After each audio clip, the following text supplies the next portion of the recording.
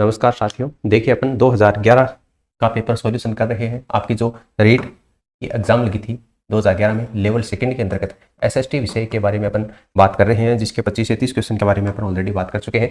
आज का पहला क्वेश्चन आपकी स्क्रीन के ऊपर ये रहा, भारतीय संविधान कब लागू हुआ था। भारतीय संविधान लागू कब हुआ था ये आपसे पूछा गया है, और पूर्ण रूप से लागू कब हुआ था ये आपको बताना है, क्योंकि आंशिक रूप से लागू हो गया था 26 नवंबर 1949 को। 26 नवंबर 1949 को आंशिक रूप से भारतीय संविधान लागू हो गया था, आंशिक रूप से। लेकिन आपको पूर्ण रूप से पूछा है यहाँ पर, तो 26 जनवरी 1950 को भारतीय जो संविधान है वो पूर्ण रूप से लागू हो गया था। ठीक है, तो ये चीज़ आपको ध्यान में रखनी है। आंशिक रूप से अगर पूछा जाए तो आपका 26 नवंबर 1949 को होगा, क्योंकि 26 नवंबर 1949 को ही भारतीय संविधान अंगीकृत किया गया था, आत्मार्पित किया गया था, आत्मसमर्पित किया गया था संविधान सभा के द्वारा। ठीक है, लेकिन पूर्ण रूप से लागू हुआ था 26 जनवरी 1950 को। अगला क्वेश्चन है, भारतीय संविधान भाग 4 अनुच्छेद 51A, अनुच्छेद 51A और भाग 4 में नागरिकों को कितने मूल कर्तव्य दिए गए हैं। कितने मूल कर्तव्य दिए गए हैं। देखिए, मूल कर्तव्यों की बात करें तो मूल कर्तव्य का स्रोत क्या है। भारतीय संविधान ने जो मूल कर्तव्य लिए हैं वो कहाँ से लिए हैं, सोवियत रूस से लिए हैं, जो पहले यूएसएसआर के नाम से जाना जाता था, वर्तमान में जिसको रशिया के नाम से जानते हैं। तो वहां से ग्रहण किए थे। कितने मूल कर्तव्य, देखिए भारत का जो संविधान है उसमें मूल संविधान में जब भारतीय संविधान बनकर तैयार हुआ था, मूल संविधान में एक भी मौलिक कर्तव्य नहीं था। तो ये जोड़े कब गए थे, तो 42वें संविधान संशोधन 1976 के द्वारा। 42वां संविधान संशोधन कब हुआ था, 1976 में हुआ था। और कितने मूल कर्तव्य जोड़े गए थे, 10 मूल कर्तव्य जोड़े गए थे। लेकिन बाद में एक संशोधन फिर से हुआ, 86वां संविधान संशोधन 2002। 86वां संविधान संशोधन हुआ था 2002 में। उसमें एक मूल कर्तव्य और जोड़ दिया गया, यानी 10 तो पहले से थे, एक और जोड़ दिया, यानी कि 11 मूल कर्तव्य जोड़ दिए गए। और इसमें जो एक मूल कर्तव्य जोड़ा गया था, ये 6 से लेकर 14 वर्ष तक के जो बच्चे हैं उनको अभिभावकों का ये कर्तव्य है कि वो अपने बच्चों को शिक्षा, प्रारंभिक जो शिक्षा है उससे अवगत कराएं। तो ये 11 मूल कर्तव्य हैं जो कि 86वें संविधान संशोधन 2002 के द्वारा इसमें जोड़े गए थे। तो वर्तमान में टोटल कितने मूल कर्तव्य वर्णित हैं, तो 11 मौलिक कर्तव्य वर्णित हैं। संविधान निर्मात्री सभा की पहली बैठक कब आयोजित की गई थी। संविधान निर्मात्री सभा, इसकी पहली बैठक का आयोजन कब हुआ था। देखिए, संविधान निर्मात्री जो सभा है ये कब अस्तित्व में आई थी, तो कैबिनेट मिशन आया था 1946 में। कैबिनेट मिशन कब आया था, 1946 में। तो उन्हीं की सिफारिश के ऊपर संविधान निर्मात्री सभा का गठन किया गया था। और इसकी जो पहली बैठक है ये आपकी 9 दिसंबर 1946 को हुई थी। 9 दिसंबर 1946 को इसकी प्रथम बैठक हुई थी। और इस बैठक के अंतर्गत आपके जो अस्थायी अध्यक्ष है,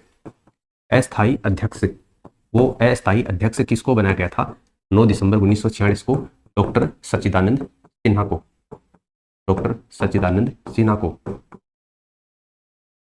अस्थायी अध्यक्ष बनाया गया था। लेकिन इसकी दूसरी बैठक हुई थी 2 दिन बाद में, 11 दिसंबर 1946 को। तो 11 दिसंबर 1946 को जब इसकी दूसरी बैठक हुई थी तो उसमें अस्थायी अध्यक्ष के रूप में किसे चुना गया था, डॉक्टर राजेंद्र प्रसाद को। डॉक्टर राजेंद्र प्रसाद। तो ये क्वेश्चन कई बार एग्जाम में पूछा जाता है। पहली बैठक में अध्यक्ष कौन थे, तो अस्थायी अध्यक्ष थे डॉक्टर सच्चिदानंद सिन्हा, क्योंकि यही उस समय सबसे वरिष्ठ नागरिक थे, तो इन्हीं को अध्यक्ष के रूप में बनाया गया था। लेकिन ये अस्थायी अध्यक्ष थे। दूसरी बैठक हुई थी 11 दिसंबर को, तो उसमें अस्थायी अध्यक्ष के रूप में डॉक्टर राजेंद्र प्रसाद को चुन लिया गया था। ठीक है, तो 9 दिसंबर 1946 इसका आंसर होगा। अगला क्वेश्चन है, भारतीय संविधान में 44वां संशोधन के पश्चात मूल अधिकारों की संख्या कितनी है। भारतीय संविधान में जो 44वां संविधान संशोधन हुआ है, 44वां संविधान संशोधन हुआ कब है, 1978 में। 1978 में हुआ था। उसके बाद में पूछा है मूल अधिकारों की संख्या कितनी है, यानी उससे पहले कुछ अलग थे और 44वां संविधान संशोधन होने के बाद में मूल अधिकार है वो अलग है। देखिए, मूल अधिकार लिए कहाँ से गए हैं, जैसे कि मौलिक कर्तव्य है वो रूस से लिए हैं, तो मूल अधिकार है वो अपने कहाँ से लिए हैं, अमेरिका से लिए हैं। और कौन से भाग में है, तो इसको 3 कैसे याद रखोगे आप। देखो, यहाँ पर मूल अधिकार है, अधिकार में यहाँ पर देखो 3 लिखा गया है। अधिकार को ऐसे लिखते हैं अपन, तो स्टार्टिंग में क्या आता है, 3 आता है, तो भाग 3 में है। और अनुच्छेद पूछे आपसे, तो अनुच्छेद 12 से लेकर 35 तक के जो अनुच्छेद है ये आपके इन्हीं मूल अधिकारों से संबंधित है। तो आपको पूछा है कि भैया 44वां संविधान संशोधन होने के पश्चात तो मूल संविधान में कितने थे, मूल संविधान में जो ये आपके मूल अधिकार थे ये 7 थे। लेकिन आपका 44वां संविधान संशोधन हुआ था 1978 में, उसमें एक आपका जो मूल अधिकार है उसको हटा दिया था। और वो कौन सा था, आपका संपत्ति का अधिकार। तो उस संपत्ति को अधिकार को हटा करके एक कानूनी अधिकार बना दिया गया, एक कानूनी या विधिक अधिकार बना दिया गया। तो वर्तमान में अगर पूछा जाए तो 7 में 1 कम कर दोगे कितने आ जाएगा, 6 आ जाएगा। तो भारतीय संविधान में 44वें संविधान संशोधन के पश्चात मूल अधिकारों की जो संख्या है वो कितनी है आपकी, 6 है। अगला क्वेश्चन है, भारतीय संविधान को कौन सी विशेषता नहीं है, भारतीय संविधान की कौन सी विशेषता नहीं है। प्रशासनिक पद्धति, मूल अधिकार और कर्तव्य, प्रत्येक नागरिक को रोजगार की सुरक्षा और स्वतंत्र न्यायपालिका। देखो, प्रत्येक नागरिक, भारत का प्रत्येक नागरिक उसको रोजगार उपलब्ध करवाना, ये भारतीय संविधान की विशेषता नहीं है। आप खुद भी आइडिया लगा सकते हैं, 140 करोड़ से ऊपर अपनी जनसंख्या हो चुकी है और हर एक व्यक्ति को रोजगार उपलब्ध करवाना, ऐसा वर्णन संविधान में नहीं हो सकता। तो ये कॉमन सेंस का क्वेश्चन था, आप इसको आराम से जी सोल्व कर सकते हैं। अगला क्वेश्चन है, राजस्थान से लोकसभा के लिए निर्वाचित सदस्यों की संख्या कितनी है। लोकसभा के लिए कितने सदस्य राजस्थान से निर्वाचित किए जाते हैं, ये आपको बताना है। अभी वर्तमान में लोकसभा चुनाव होने प्रस्तावित है 2024 में, 19 अप्रैल को और 26 अप्रैल को आपकी राजस्थान में वोटिंग होनी है। तो आपको बताना है कि राजस्थान से लोकसभा के लिए जो निर्वाचित सदस्य हैं वो कितने हैं। राजस्थान से टोटल जो सांसद हैं वो कितने चुनकर भेजे जाते हैं लोकसभा में। तो राजस्थान से 25 सांसद हैं वो चुनकर भेजे जाते हैं। अगला है, भारत का राष्ट्रपति चुना जाता है। भारत का राष्ट्रपति कैसे चुना जाता है, भारत के नागरिकों के द्वारा, संसद के दोनों सदनों और राज्य विधानसभा के निर्वाचित सदस्यों के द्वारा, प्रधानमंत्री और मंत्रिपरिषद के सदस्यों के द्वारा या समस्त मुख्यमंत्रियों के द्वारा। भारत का राष्ट्रपति कैसे चुना जाता है, देखिए सबसे पहले तो भारत का राष्ट्रपति है वो क्या होता है आपका, उसका निर्वाचन होता है, मनोनीत नहीं होता है, वो निर्वाचित होता है। निर्वाचित होने का मतलब क्या है, भारत के राष्ट्रपति का चुनाव होता है और उस चुनाव में भाग कौन लेते हैं यही आपसे पूछा गया है। और इसके जो निर्वाचन की जो प्रक्रिया है वो अनुच्छेद 52 के अंतर्गत है। राष्ट्रपति का जो निर्वाचन होता है, राष्ट्रपति चुना जाता है अनुच्छेद 52 के तहत चुना जाता है। यहाँ पर देखिए आपको संसद के दोनों सदन, तो संसद के दो सदन कौन कौन से होते हैं, एक होती है आपकी लोकसभा और एक होती है आपकी राज्यसभा। तो लोकसभा और राज्यसभा इन दोनों के निर्वाचित सदस्य, इन दोनों के निर्वाचित सदस्य। और राज्य में क्या होती है आपकी विधानसभा, एक होती है आपकी विधानसभा और एक होती है विधान परिषद। तो आपके जो समस्त भारत के राज्य है उसमें जो विधानसभाएं हैं उस विधानसभा के भी निर्वाचित सदस्य इसमें भाग लेते हैं।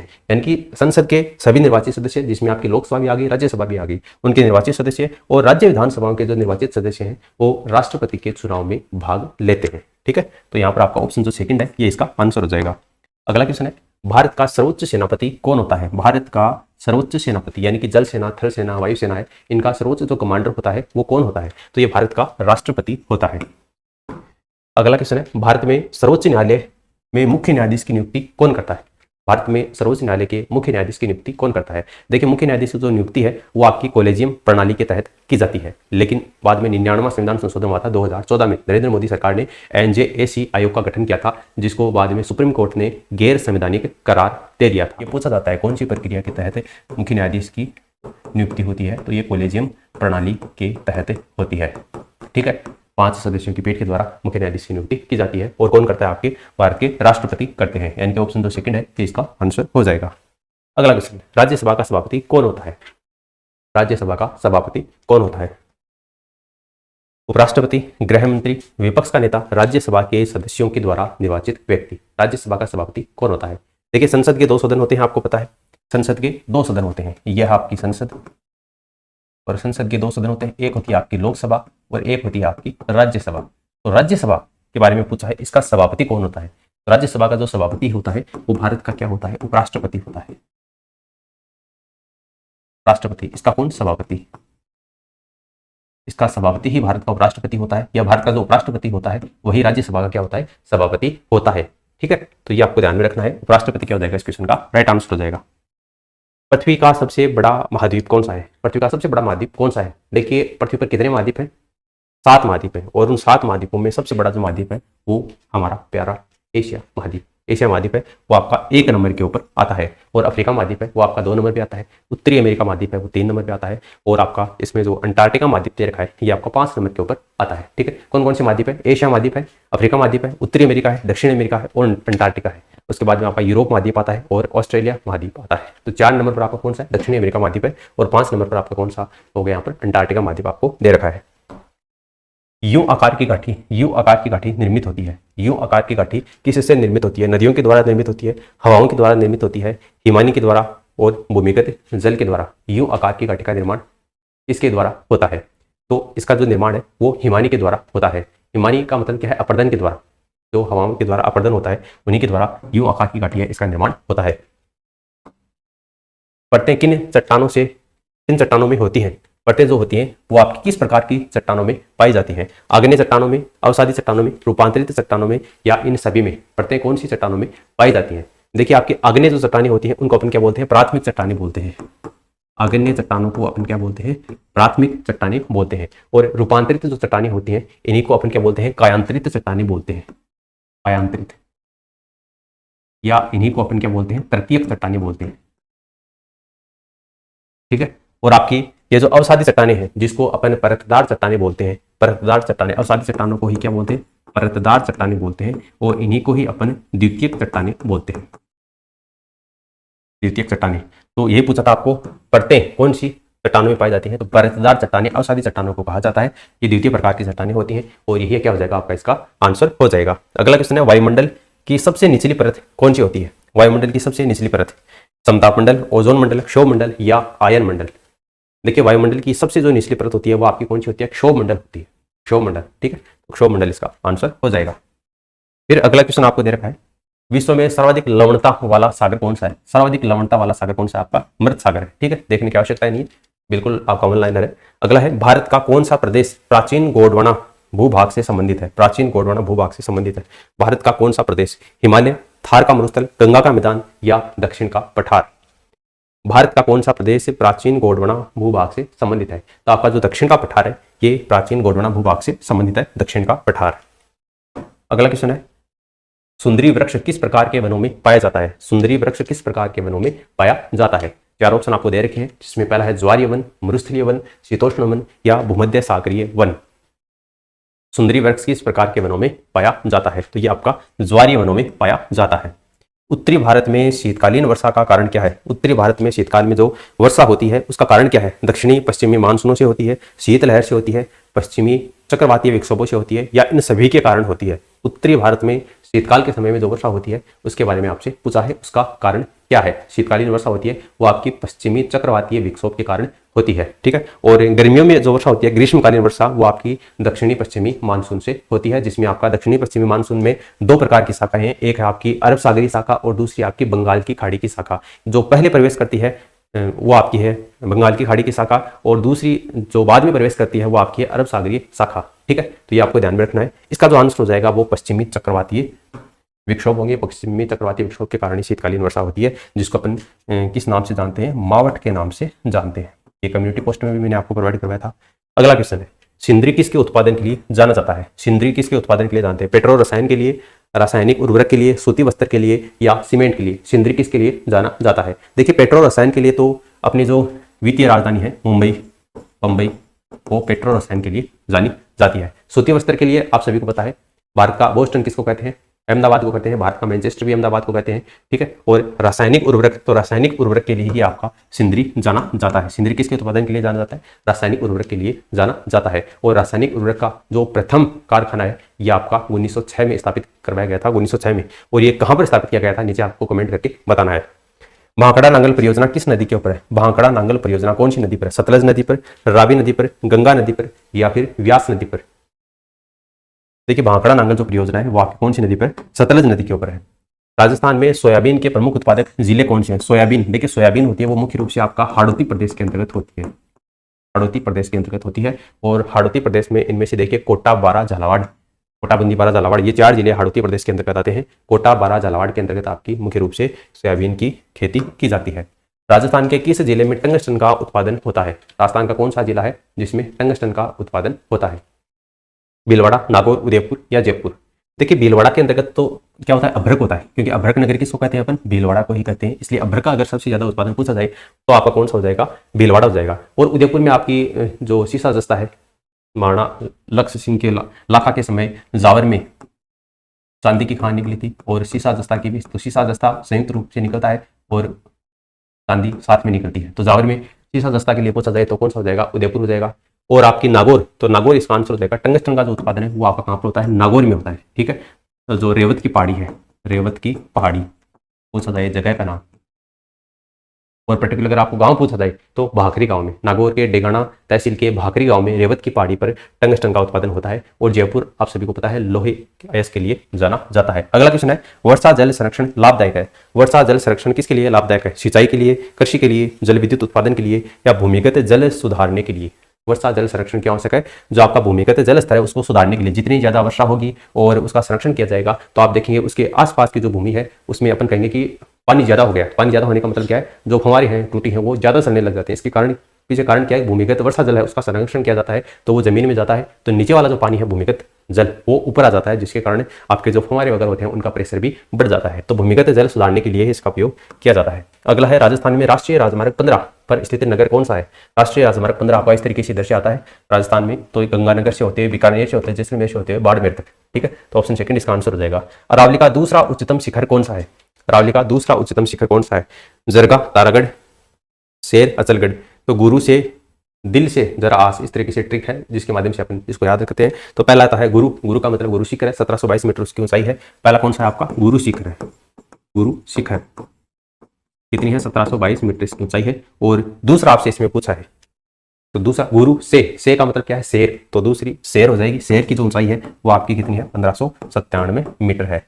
तो गुरु से, तो गुरु का मतलब है गुरु शिखर और से का मतलब है शेर। शेर की ऊंचाई कितनी है? 1597 मीटर है। और जरगा आपको दे रखे 1431 मीटर इसकी ऊंचाई है। और अचलगढ़ की जो ऊंचाई है वो आपकी 1380 मीटर है। और गुरु से दिल, तो दिल से दिलवाड़ा है, दिलवाड़ा की ऊंचाई आपकी 1442 मीटर है। तो ये आपको ध्यान में रखनी है।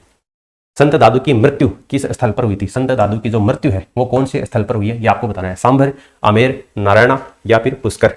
सांभर, आमेर, नारायण या पुष्कर? संत दादू की मृत्यु कौन से स्थान पर हुई है? तो संत दादू को राजस्थान का कबीर कहते हैं। संत दादू को क्या कहते हैं? राजस्थान का कबीर कहते हैं। राजस्थान का कबीर। और राजस्थान का शंकराचार्य भी किसको कहते हैं? दादू जी को कहते हैं।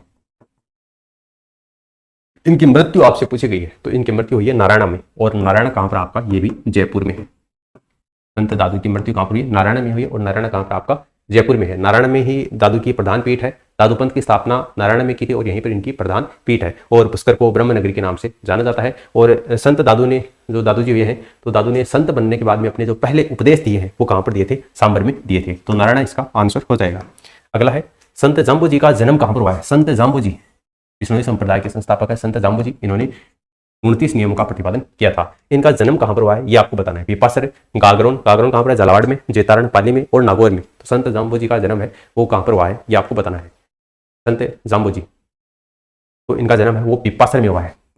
और पीपासर में ही इनकी क्या पूजी जाती है? खड़ाऊ पूजी जाती है। खड़ाऊ की पूजा की जाती है। ठीक है, तो क्योंकि मूर्ति पूजा के विरोधी थे तो मूर्ति की पूजा न होकर इनकी खड़ाऊ की पूजा की जाती है। वहां पर पीपासर में इनका जन्म हुआ था। विष्णोई संप्रदाय के लिए 29 नियमों का प्रतिपादन इन्होंने किया था। और विष्णोई संप्रदाय की स्थापना अगर आपसे पूछी जाए तो विष्णोई संप्रदाय की स्थापना हुई थी 1485 ईस्वी की अंतर्गत। ठीक है, ये आपको ध्यान में रखना है। अगला है, प्रसिद्ध सालिम सिंह की हवेली कहां पर स्थित है? तो ये क्वेश्चन मैं आपको कई बार सोल्व करवा चुका हूं। प्रसिद्ध सालिम सिंह की हवेली वो कहां पर आपकी? जैसलमेर के अंतर्गत स्थित है। नथमल की हवेली भी कहां पर है? जैसलमेर में अंतर्गत स्थित है। और सालिम सिंह की हवेली भी कहां पर है? जैसलमेर के अंतर्गत स्थित है। अगर आपसे ये पूछा जाए कि हवेलियों का शहर कौन सा है तो जैसलमेर आपका हवेलियों का शहर है। लेकिन अगर ये पूछा जाए कि 100 हवेलियों का शहर कौन सा है तो 100 हवेलियों का शहर है वो आपका बीकानेर है। और भित्ति चित्रण के लिए पूछा जाए कि भित्ति चित्रण के लिए प्रसिद्ध हवेलियां कहाँ की प्रसिद्ध है तो शेखावाटी की हवेलियां भित्ति चित्रण के लिए प्रसिद्ध है। अगला है, किस जिले में गोगामेडी का मेला लगता है? गोगामेडी का मेला कौन से जिले के अंतर्गत लगता है? बीकानेर, गंगानगर, हनुमानगढ़ या चूरू? गोगामेडी का मेला कौन से जिले के अंतर्गत लगता है? देखिए, गोगामेडी का जो मंदिर है इसकी जो आकृति है वो कैसी आपकी? मकबरे नुमा है। मकबरे नुमा इसकी आकृति है। अब मकबरे नुमा है इसका मतलब किसी न किसी मुस्लिम शासक ने इसका निर्माण करवाया था। तो फिरोज तुगलक के द्वारा, फिरोज तुगलक के द्वारा, दिल्ली सल्तनत का शासक हुआ था फिरोज तुगलक, उसने इस मंदिर का निर्माण करवाया था। लेकिन बाद में इसका जो पुनर्निर्माण है वो बीकानेर के महाराजा गंगा सिंह ने इनका निर्माण करवाया था। और बाद में अभी पिछली जो सरकार आई थी वसुंधरा राजे की सरकार, तो उन्होंने इसका पुनर्निर्माण का कार्य भी करवाया है। लेकिन आपको गंगा सिंह ही करना है क्योंकि ऑप्शन में आपको गंगा सिंह ही देखने को मिलेगा। मकबरेनुमा ये इमारत है। और गोगामेडी का जो मेला है वो कहाँ पर बढ़ता है? राजस्थान के हनुमानगढ़ जिले के अंतर्गत ये गोगामेडी का मेला बढ़ता है। अगला क्वेश्चन है, वह किला जिस पर अंग्रेज लॉर्ड लेक ने 5 बार चढ़ाई की थी वो कौन सा है? वो किला कौन सा है जिस पर अंग्रेज जनरल लॉर्ड लेक ने 1805 के अंतर्गत 5 बार चढ़ाई की थी वो कौन सा आपका? लोहागढ़ का किला है। और लोहागढ़ का किला कहां पर आपका? भरतपुर में है। बाला किला कहां पर? अलवर में है। 52 दुर्गों का लाडला, 52 दुर्गों का लाडला इसे कहते हैं वाला किला को कहते हैं। वाला किला कहाँ पर आपका अलवर में है, मंडलगढ़ का भीलवाड़ा में है, और अचलगढ़ का कहाँ पर आपका जो आबू के परमार शासकों ने इसका निर्माण करवाया था, अचलगढ़, जो कि माउंट आबू सिरोही के अंतर्गत स्थित है। और नेक्स्ट क्वेश्चन, 1857 की क्रांति के समय कोटा के शासक कौन थे? 1857 की क्रांति के समय कोटा के शासक कौन थे? महाराव राम सिंह प्रथम, महाराव राम सिंह द्वितीय, महाराव माधो सिंह प्रथम या महाराव उमेद सिंह प्रथम? 1857 की क्रांति के समय कोटा के शासक कौन थे? तो देखिए राम सिंह द्वितीय थे, राम सिंह द्वितीय ये कोटा के शासक थे। इनके तोपों की सलामी को कम कर दिया था, क्योंकि देखिए 1857 में जब कोटा के अंतर्गत क्रांति हुई थी तो जो क्रांति का नेतृत्व है ये आपके जयदयाल और मेहराब खां ने किया था। कोटा में क्रांति का नेतृत्व किसने किया था? जयदयाल और मेहराब खां रिसलदार ने कोटा में क्रांति का नेतृत्व किया था। और मेजर बटन का जो सिर है वो काटकर कोटा शहर में घुमाया गया था, ये सभी आपको पता है। और इस कोटा के शासक की सहायता किसने की थी ये पूछा जाता है। अभी हाल ही में एग्जाम हुई है, उसमें पूछा गया है कि कोटा के शासक की सहायता किसने की थी, तो करौली के शासक ने की थी। और करौली के शासक का नाम क्या है? मदन पाल सिंह ने सहायता की थी। तो ये मदन पाल सिंह वाला क्वेश्चन अभी हाल ही में एग्जाम में पूछा गया है। तो इन्होंने सहायता की थी, इसलिए इनके तोपों की सलामी तो है वो 13 से बढ़ाकर 17 कर दी गई थी, और इनके तोपों की सलामी घटाकर 17 से घटाकर 13 कर दी गई थी। ठीक है, तो ये पूछा जाता है कि किस शासक के तोपों की सलामी को घटा दिया था? तो राम सिंह द्वितीय के शासक हुए थे कोटा के, उनकी सलामी है वो घटा दी गई थी, और करौली के शासक है उनके तोपों की सलामी को बढ़ा दिया था। और लास्ट क्वेश्चन आपको पूछा गया था, मेवाड़ प्रजामंडल के प्रथम अध्यक्ष कौन है? मेवाड़ प्रजामंडल के प्रथम अध्यक्ष कौन है? इस क्वेश्चन को ध्यान से करना, क्योंकि काफी स्टूडेंट हैं जो कि इसमें कंफ्यूज होते हैं। माणिक्यलाल वर्मा, बलवंत सिंह मेहता, बुरीलाल बयां और रमेश चंद्र व्यास। तो माणिक्यलाल वर्मा इसका आंसर नहीं होगा। देखिए मेवाड़ प्रजामंडल की बात करें तो मेवाड़ प्रजामंडल का गठन हुआ था 1938 में, 24 अप्रैल को, 24 अप्रैल 1938 में। तो ये 1938 वाली डेट है, ये भी एग्जाम में पूछी गई है। 24 अप्रैल की डेट भी एग्जाम में पूछी गई है। 24 अप्रैल 1938 को मेवाड़ प्रजामंडल का गठन होता है, और कौन करते हैं? माणिक्यलाल वर्मा करते हैं। माणिक्यलाल वर्मा करते हैं, यानी कि माणिक्यलाल वर्मा है वो मेवाड़ प्रजामंडल के क्या है? संस्थापक है।